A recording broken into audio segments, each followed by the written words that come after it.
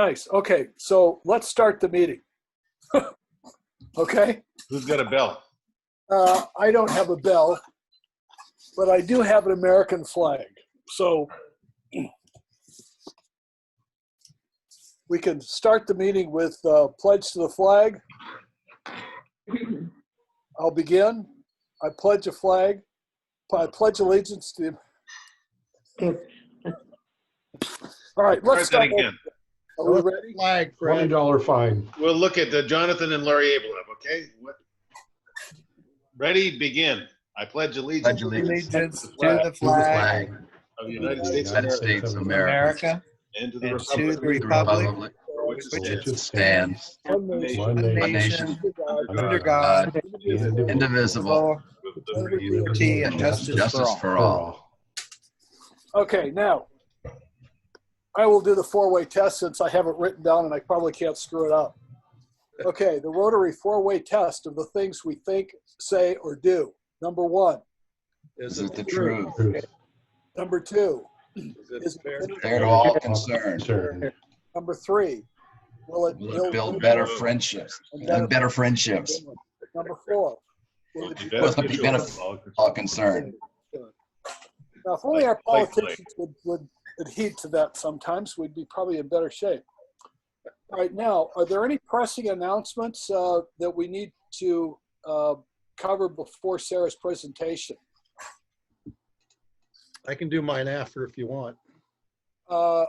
Okay, all right, why don't we get to Sarah's presentation because she, like, as I mentioned before, this is her second day or third day on her brand new job, and she's broadcasting from her boss's office. So it works pretty good. So Sarah is the daughter of a neighbor of mine that I used to swim with. And I was chatting with him and he was telling me about this experience his daughter had. And I thought that would be really interesting for a Rotary presentation. So I talked to her about it and she said, I would be delighted to do that. So here you go, Sarah, you're on. Okay, hi everyone. So I'm just quickly going to share my screen so you guys can see my presentation.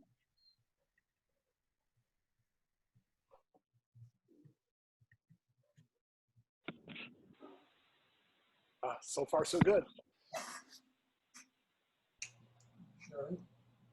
Everyone can see that? Yes. Okay, great. Okay.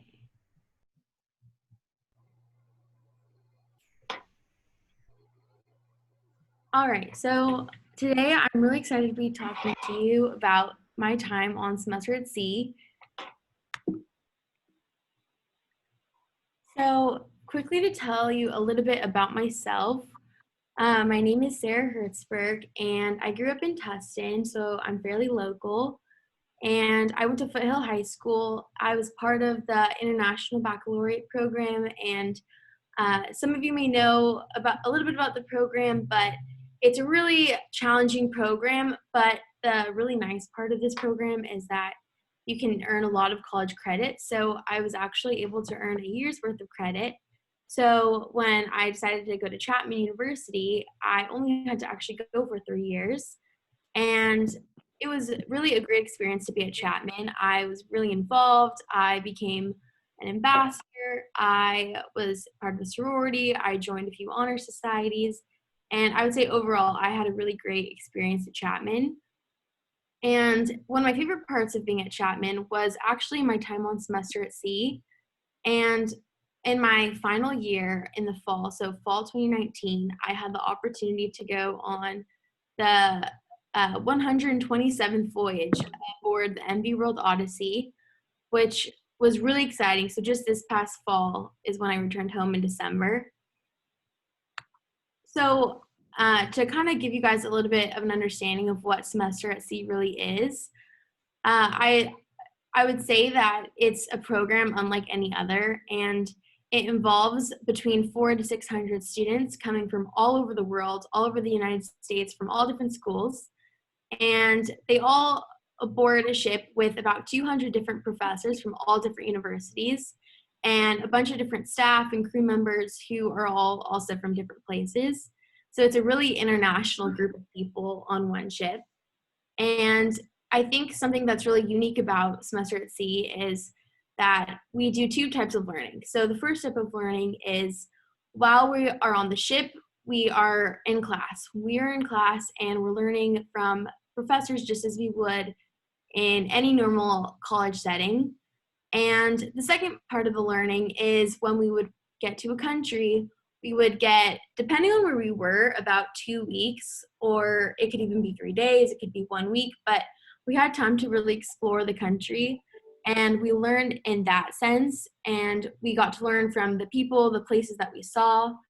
We kind of learned the phrase, the world is your classroom and its people your teachers, which really resonated with me because I felt that I learned so much from every place that I traveled to.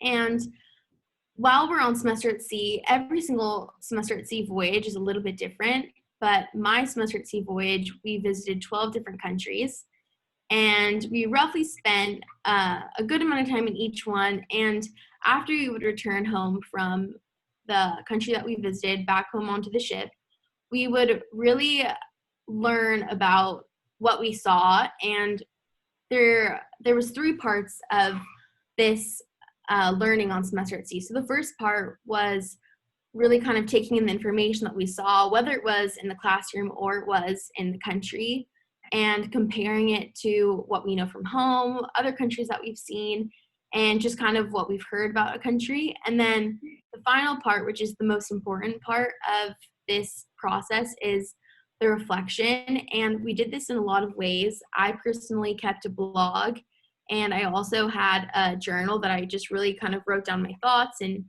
who I met and what I experienced and kind of my feelings when I was in the country. And on top of that, every single time that we came back from a new country, we had about an hour to really sit with our peers and kind of discuss what we really enjoyed about a country, what maybe was something that made us uncomfortable, what really surprised us about a country. And I think that this reflection was so important because it's one thing to go and, sit in the classroom and learn or get to go to all these amazing places, but without truly reflecting upon what you see, it's not as valuable. So I think that is the reason that I truly can say that I came away from semester at sea with just so many different skills and so much different knowledge that I would have never otherwise had. And because of this reflection, a lot of students leave semester at sea with these really awesome new ideas. And it's all really creative, from businesses to nonprofit ideas to even as simple as deciding that they want to change their major, that they're passionate about something else. But nonetheless, it's all really crucial to creating really impactful global solutions to lots of different things. And there's so many stories that I could talk about of people who went on semester at sea and did something really awesome with it. But I will be speaking specifically about one story. And I also do want to give you guys a little bit of a visual that I really enjoy about what semester at sea is like. So I'm going to show you this really quick 2-minute video. And it kind of just introduces what is semester at sea, what you get out of semester at sea, and it is created by a semester at sea student. There's no way to explain the last 4 months of our lives. Sailing across the 7 seas and visiting 11 different countries on one life-changing ship that's left its mark on each and every one of us. There's nothing quite like the first time we stepped in the ship. Saying goodbye to our friends, our loved ones, our school, our lives, in hopes that something great was waiting for us ahead. From first meeting the stranger down the hall, to calling that person one of our best friends, or from you seeing that cute girl in global studies, to calling her your sea bae on the way to 4 Seasons, or from you having breakfast with our professors, to doing homework to the sound of the ocean waves. And where do we begin with the places our eyes have seen and our feet have walked? We tasted the beaches of Spain. We hiked the highest mountains in Ghana. We were humbled by the history of South Africa. We swam with the bright ecosystem on the Mauritian coastline. We danced with one of the wonders of the world in India. We meditated with the monks in Myanmar. We gave back to preserve the beauty of Halong Bay in Vietnam. We walked through history along the Great Wall of China. We experienced fall in the gardens of Japan. And we soaked up every last second on the beaches of Hawaii before heading home. And although we share the similarities about what our eyes have seen, it goes without saying that our moments worth remembering have impacted us so much more than we could have imagined. Our memories weren't only found within the sights we saw and the foods we tasted. Our memories weren't only found within the unforgettable sunsets and sunrises that we started and ended each new day with. But the real, life-changing memories from our voyage were shaped by the people we crossed paths with along the way. The memories of our voyage lie within the smiling eyes of the Ghanaian children, showing us how to greet each day with love and light. Our memories lie within the selfless local guides we encounter everywhere we went, teaching us more about ourselves than we could ever hope to learn. Our memories lie within witnessing the resilience and compassion of the nations, tearing down years and years of stereotypes in just one simple smile. And somehow, with all the different routes we took while traveling, from being on one side of the country in the mountains to the other side near the sea, we always return to our shipboard community and to the MV World Odyssey that we now call home. Okay, so I hope that gave everyone a little bit of a taste of what semester at sea is like. So I do want to mention that my voyage was a little bit of a different itinerary. So again, we were the 127th semester at sea voyage, and we started in Amsterdam, which is where we embarked onto the ship, and then we went to Poland, to Portugal, Spain, Croatia, to Morocco, Ghana, Brazil, Trinidad and Tobago, Ecuador, Costa Rica, and then we disembarked the ship in San Diego. So one of my favorite parts of semester at sea was getting to go to Amsterdam with my dad. And he dropped me off on semester at sea, and so it was a really fun way to kind of kick off the experience, and we truly did everything that you could possibly do in Amsterdam. I mean, we did all the canal tours, we did we tried every single coffee that you could possibly find. We went and got stroopwafels, we went into fishing villages, we did the most fun things together. We saw the Van Gogh Museum. I mean, I had a really great time, and I realized how lucky I was to be going on semester at sea with my dad, and how grateful I was, especially to my dad, for giving me this opportunity. And my dad is on the call, so thanks, Dad. So when I did get on the ship, it was one of the most crazy moments. And it was a little bit overwhelming at first, because I did go without really knowing anyone. And it was crazy to see so many people from such different places that I've never met. And on top of that, I mean, it's a beautiful ship.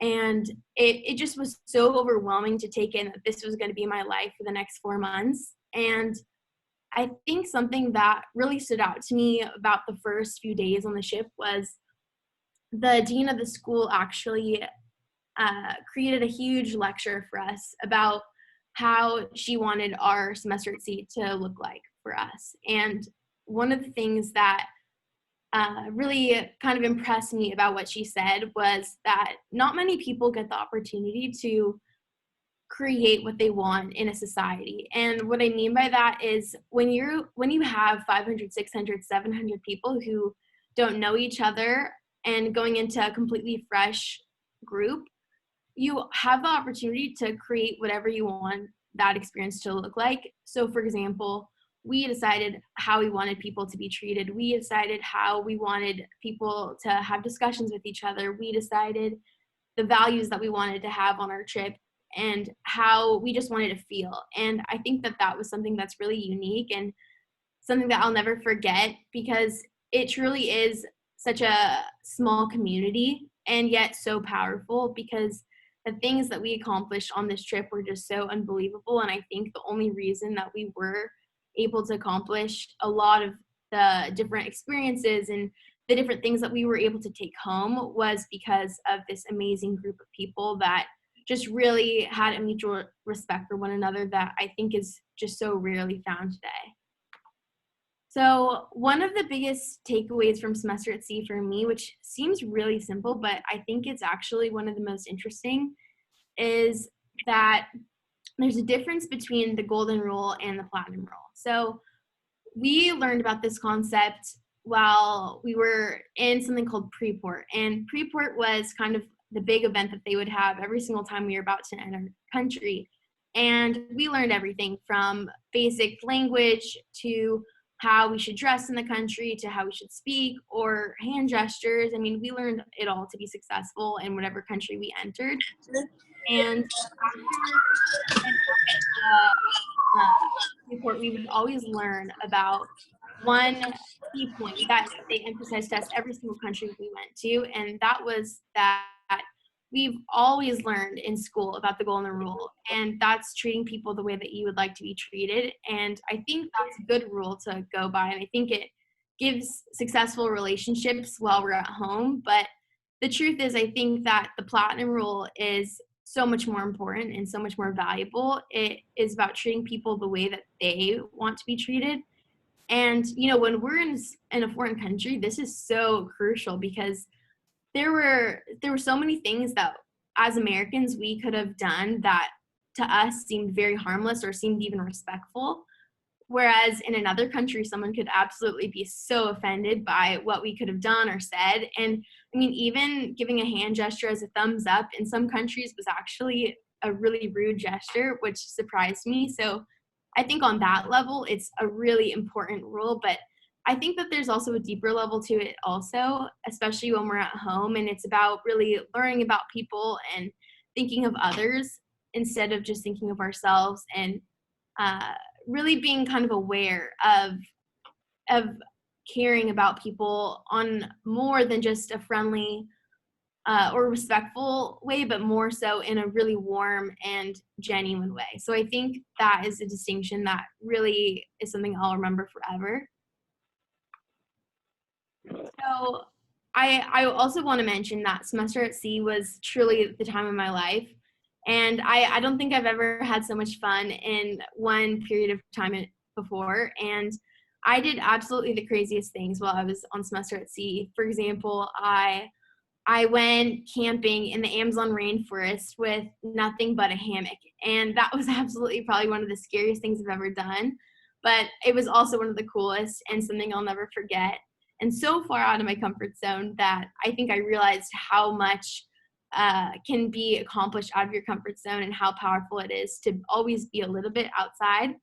But not only did I do camping in the Amazon, but I went on a camel trek in the Sahara Desert of Morocco. I learned how to make curry chicken in Trinidad and Tobago. I went ziplining in Costa Rica. I planted an acai tree in Brazil. I mean, I truly did it all. I saw Auschwitz in Poland. I did a lot of things that I've always wanted to do, but absolutely never thought would ever be possible. And I think that one really large aspect of semester at sea is the side of adventure and kind of pushing yourself slightly past what you would normally be comfortable doing on an everyday basis. And I think this part was very valuable for me and also lots of fun. So one part of semester at sea that I think is probably one of the most impactful is they have different options when you get into a country. So some students decide that they would like to go off on their own, which I did personally in some countries. And some students also will decide to do one of the semester at sea created programs. And I also did a few different semester at sea programs while I was away. And one of the most impactful programs I did was called the Senase program. And I did briefly mention earlier that there was a story of someone who did something really great with the connections and the creativity that they found on semester at sea.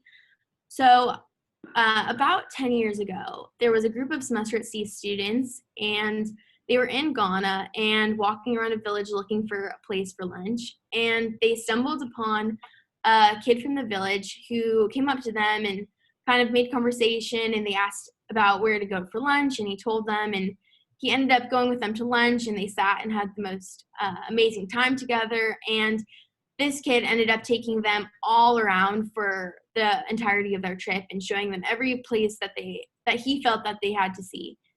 And these kids were so excited by what they saw and so moved by the kid that they met from the village that they contacted their friends who were going on semester at sea the following year to be able to reconnect with this kid so that way they could have the same experience that they did. And this went on for, I'd say, 3, 4, maybe even 5 years of always having the semester at sea kids contact this one man. And, or he was a kid back then, now he's much older, but they would always contact him, and semester at sea actually found out about this kid, and they ended up inviting him to go on a semester at sea voyage. And when he went on the semester at sea voyage, I think it really changed his life because it gave him the opportunities and the connections to make all of his passions and his dreams really come into fruition.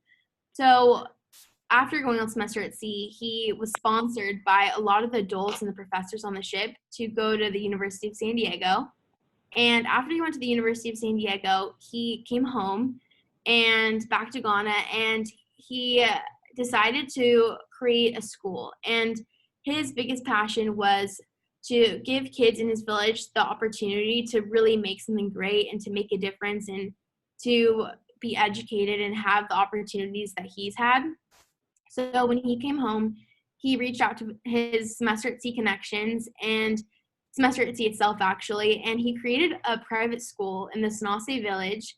And it's truly one of the most amazing schools that I've absolutely ever seen. And it's just so full of life. The students are so excited to learn. It truly is an amazing school. And I do want to show you guys a quick video about the program just to kind of give a visual of these kids. It's a cute video. I won't show the whole thing, but I'll show most of it.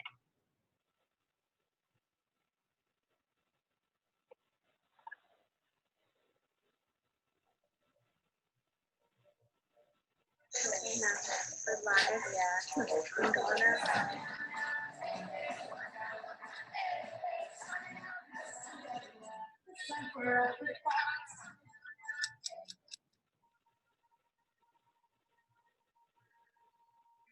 In Ghana. Can you see yourself? Ghana is such a special place that can't be captured by pictures or a 3-minute video.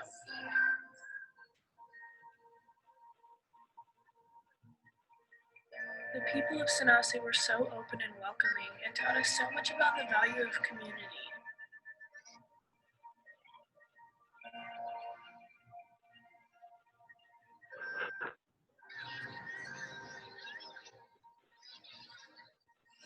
We were able to work with an amazing organization called Confidence Foundation.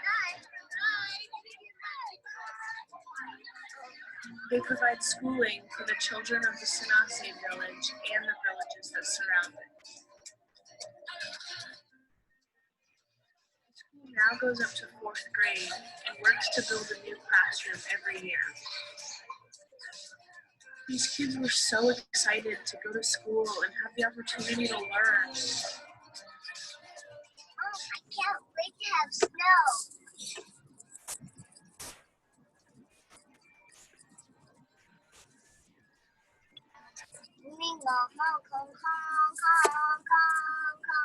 All right.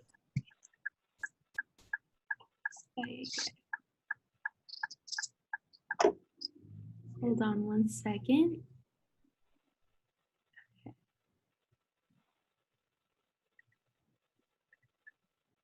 All right, here we go.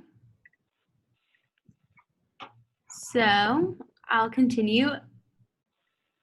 Get this back. All right, perfect. So I do want to speak a little bit about my experience on the trip. I think it was a really awesome experience. I did get to go visit his school that he created, and now every single year a group from semester at sea will go and visit the school that he has created. And it's truly a really beautiful school. And what's so surprising to me is just the life in these kids. And these kids were so excited to see us, which was so awesome to see.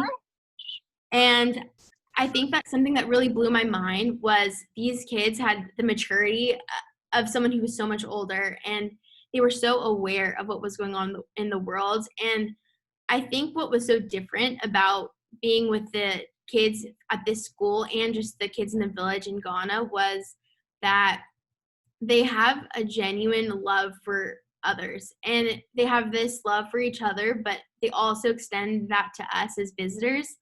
And I thought that was just absolutely so inspiring to see. I mean, they would come up to us and they would ask us our names. They would ask us about our parents and our families and where we came from and what we loved and what we were passionate about and what we liked to do. And they just had so many questions for us and were so genuinely excited to see us that it really blew my mind. And what I think what was so different about this was that I think a lot of times when we're at home, we can often ask someone their name and quickly forget, or ask someone their profession and quickly forget. But this was different because these kids 5, 6, 7 days later would come up to me and remember and say, oh, tell me again the story about your mom, or oh, tell me again about your siblings or your family and where you come from. They would really just love hearing it, and they remembered what we said. They remembered our names. And to me, that was just seemingly so small, but so telling of just kind of the culture in Ghana as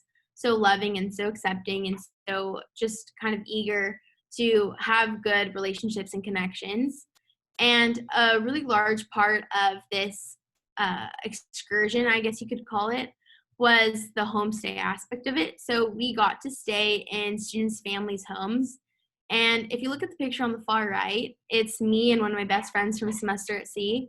And we were staying in the home of the 2 kids in the picture with their family. And that was just a really special experience because we got to kind of live the lifestyle, I would almost say. And as much as it was just for a week, which of course you can't get the full experience, but we got kind of a good sense of what it's like. And I can say that these kids work so hard. You know, they're up at 5 in the morning working, and then they go to school, and then they come home, and then they're cooking, and then they're working, and then they go to bed late. And I mean, the work ethic in Ghana, I've never seen before. Everyone is working so hard and yet still so upbeat and so loving and just so connected. And if you look at the picture on the left, that picture is someone snapped of me when we had a soccer game and I was just sitting with all the kids talking to them. And I just think that there's a connection between these kids in Ghana that is absolutely nowhere else. And I think it was something really special for me to see. And I do want to say that for me going into Ghana, it was a lot to process emotionally. And I don't think I fully processed it until I actually came home, but it was a lot to process. And I think I didn't realize it at the time, but I was comparing wealth as we know it in the United States and especially in California as more being materialistic and more centered around money and career in that sense. But what I really learned about being in Ghana is that wealth isn't determined by money, that wealth can be determined by health, it can be determined by happiness, it can be determined by family and connections and love. And so I think that I really learned that the people in Ghana were just as wealthy, if not more so, because they had so much love around them in this community. And I think that was something that was really important for me to learn. So the final part of my Ghana experience was going to the Cape Coast slave castles. And this was really interesting because the semester at sea trip actually was really kind of centered around the transatlantic slave trade because we followed that same route coming from Europe to Africa and then Brazil, which is where the slaves ended up. And so we did learn a good deal about the transatlantic slave trade while we were on the ship. And so it was really interesting to kind of be on the land and kind of see where it all happened. And we did get to tour all the dungeons and see kind of all the different architecture. And it was a very eerie, very emotional experience to say the least. But something that I think was really interesting about being at these slave castles was that if you look at the picture on the far left, there was a beach and there was families and kids and everyone was just having the best time and having fun and playing in the water and all together with their families. And I think at first I was a little confused because, how could there be something so eerie close to a place where people are having so much fun? And it kind of bothered me as I was going on the tour, just thinking, how could it be that these people are so happy and so uplifted in such kind of an eerie location. But I, at the very end of the tour, asked the tour guide what his opinion was on why people in Ghana were so loving and so accepting and so kind of joyful to be with Americans and to be with us as foreigners, and where that came from. And I really truly couldn't understand how they could be so loving towards us when history was so difficult for them, and how we were a part of that. And I just really couldn't wrap my head around that. And I asked the tour guide what his opinion was, and he said that if the people in Ghana were to be resentful and upset and not live their entire lives, that they would almost be in chains in a sense, because they would never truly experience freedom unless they were able to forgive and unless they were able to be joyful and love one another. And I think that this was something that I'll never forget. And it was really powerful in a sense that the people of Ghana are just so resilient and just so loving and able to recognize their freedom, and that there's a joy for life in Ghana that I don't think is anywhere else. And I think that it was really awesome to get to see people who were very resilient in that way. So I think this is probably one of the more impactful parts of semester at sea for me. So I'm sure you guys are asking what exactly I did get out of semester at sea, what did I learn? How come I came back such a changed person? And I think that this can be wrapped up into one particular concept. So the Archbishop Desmond Tutu, which some of you may be familiar with, actually went on semester at sea 4 times. And he's also trustee of semester at sea. And in 1984, he did 2 really major things. So the first thing that he did was he won a Nobel Peace Prize, which is awesome. And the second thing that he did was he went on semester at sea for the first time. And in my opinion, the second one is a little bit more exciting. So while he was on semester at sea for his very first time, he had a huge lecture. And part of semester at sea is different lectures and different leaders and different people in all different countries will actually come aboard the ship and give lectures for the night about, what they're working on or what they believe in. And so that's a really awesome part. And he actually gave us a lecture about his term called Ubuntu. And it's a Southern African term meaning I am because we are. And this term, I think, is really powerful because it really promotes the idea of interconnectedness. And I think that this is so crucial and so telling of what semester at sea is all about. And semester at sea did actually adopt Ubuntu as a phrase that's seen all over the ship if you were to go through the halls. And so I think something that was really surprising to me about semester at sea was that the bonds that were made on semester at sea were unlike any other. And I think it can be accredited to experiencing such major things and having such emotional experiences so quickly and going on these crazy adventures that kind of evoke a lot of different emotions. And I think that in itself really drove relationships much further. And I personally made friends on semester at sea that I'm sure that I will have forever. And I think that it's also due to the mutual respect and the just kind of love that the love and the welcoming and the vulnerability that we share with each other on Semester at Sea. And I think that that really reflects the idea of Ubuntu and the spirit. And I also do want to say that something else that was really interesting about Semester at Sea was that for the first time in my life, I had friends who were so different than me.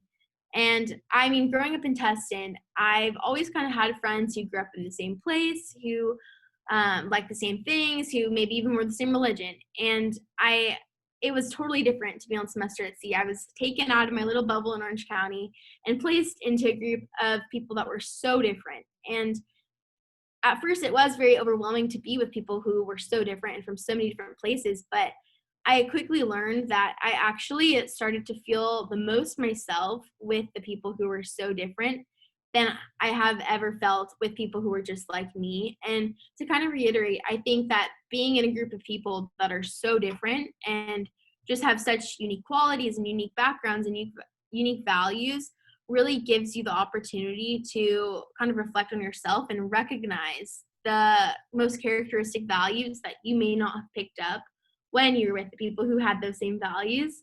So I think it gave me the ability to actually really see, what are my values? What do I care about? Who am I? What's my personality like?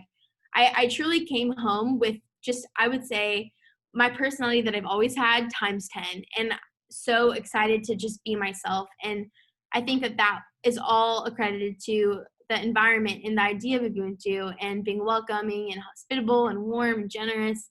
And to kind of leave with the final thought on Ubuntu, it's about finding yourself and finding your own value in the sense of being a part of a greater whole rather than just as yourself as an individual, and recognizing that you are valuable because you're part of a greater whole rather than just because of yourself. And so I think that that was really a very impactful part for me, and that really does sum up what it is that I got out of Semester at Sea. So I do want to leave you with some fun, because Semester at Sea was a really amazing, fun, exciting experience, and I truly had so much fun. If you look at the picture in the very middle, that's me and my roommate on the very first day having the lifeboat drill. So we were joking about how we had to put on all our gear, but there's tons of activities on Semester at Sea.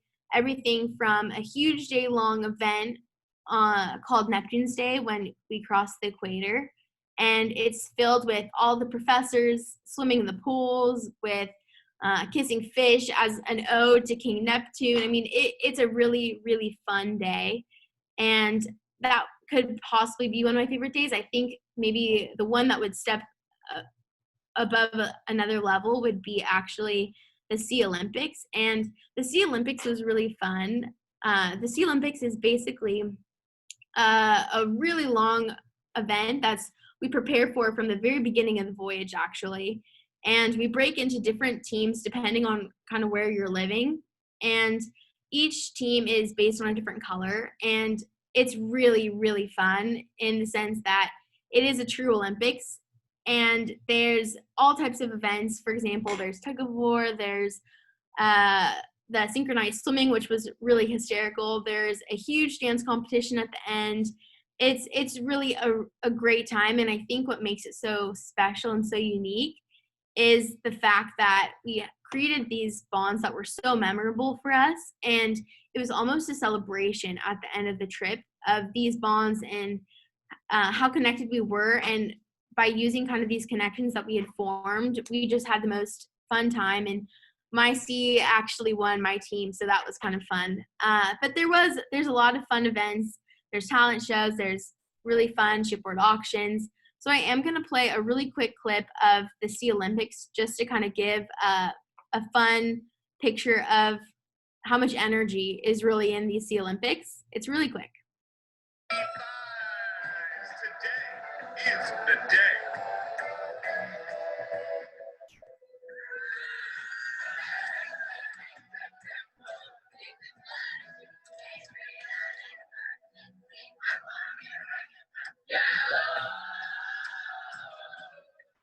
Best seaweed.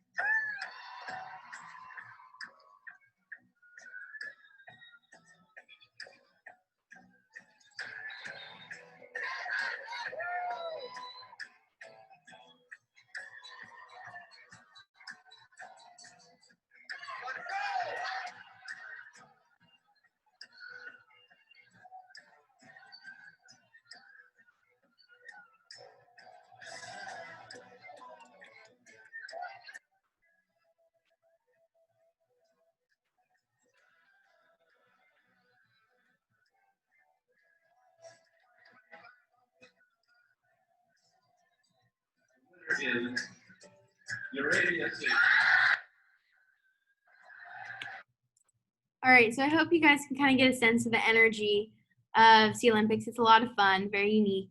And one thing I do want to also highlight is that it wasn't only the students who were part of this event, it was actually all the professors and the staff and the crew. I mean, everyone had a team, so it was really fun in that sense. And I do want to kind of leave you guys with one thing.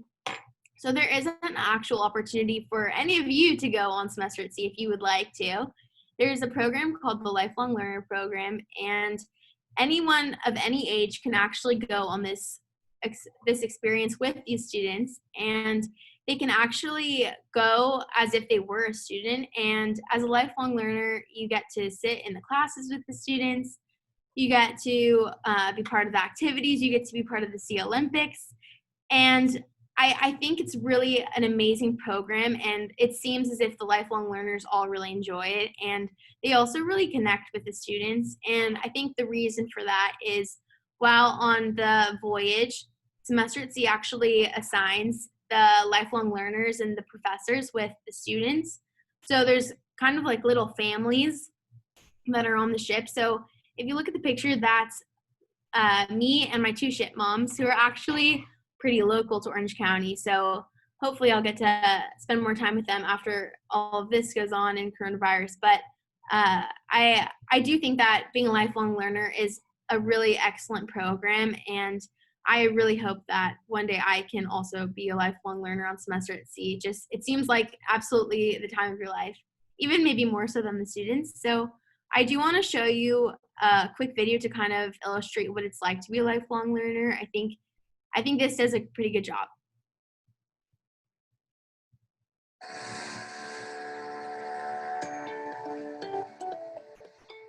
People ask us about Semester at Sea, and I always tell them is that it's basically a floating campus that goes around the world, filled with this diverse group of people from all different backgrounds, all different ages, who have the similarity of wanting to expand how they view the world. You're living on a college campus when you're on Semester at Sea, and I really enjoy being around the young people. For me personally, the continuing education helps me avoid that closed mindset. I would say Semester at Sea is so different than any other program you can find, and comparing it to going on a regular cruise, you can't compare the two. When you're a lifelong learner on Semester at Sea, the community becomes very important to you. You develop bonds, whether it's with students, with faculty, with staff, with other lifelong learners. As an older adult, it's harder and harder to make good friends. Lots of acquaintances, but good friends become more and more difficult. And this environment provided me with some amazing friendships.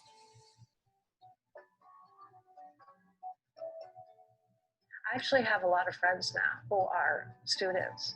And you never know by your personality and who you are, how much you can influence them in a positive way. As a lifelong learner, your community is a little bit different because you don't have to take the test.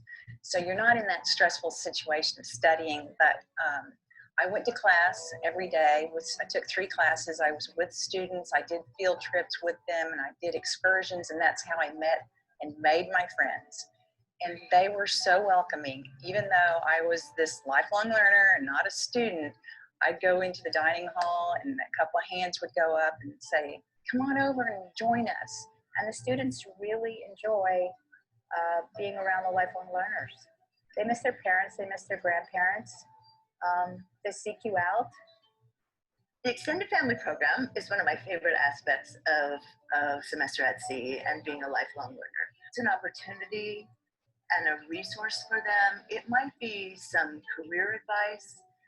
Oftentimes it's life advice. I was so grateful that they welcomed me as their friend and welcomed me to be on their trips with them. And I can just say that it was a very inclusive and welcoming community.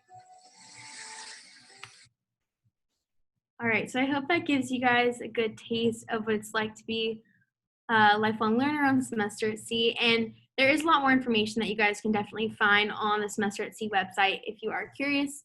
or you can also reach out to me. My information is all on the screen. Again, my name's Sarah Hertzberg, and you can contact me by email if you have any questions. And I do want to quickly mention that Semester at Sea is always open for sponsorships, and same with the school that I got to visit. So if you do have any interest in donating or even being a lifelong learner, please definitely contact me. So thank you all so much for listening. Thank you, Sarah. That was great. Does anybody have any questions for Sarah? We're running a little do. bit. Yeah, okay. Hi, Sarah. Thanks for sharing with us. Glad to hear from a Foothill alumni. What qualifications did you need to be selected for the trip? So there isn't any qualification necessarily to be selected for the trip. And anyone can really go on Semester at Sea if they would like to. The only thing that I guess could prevent someone from going on Semester at Sea is a few things. I guess financially also. And they do have very generous scholarships that a lot of kids do receive, but that can be a reason why some Semester at Sea kids wouldn't be able to go.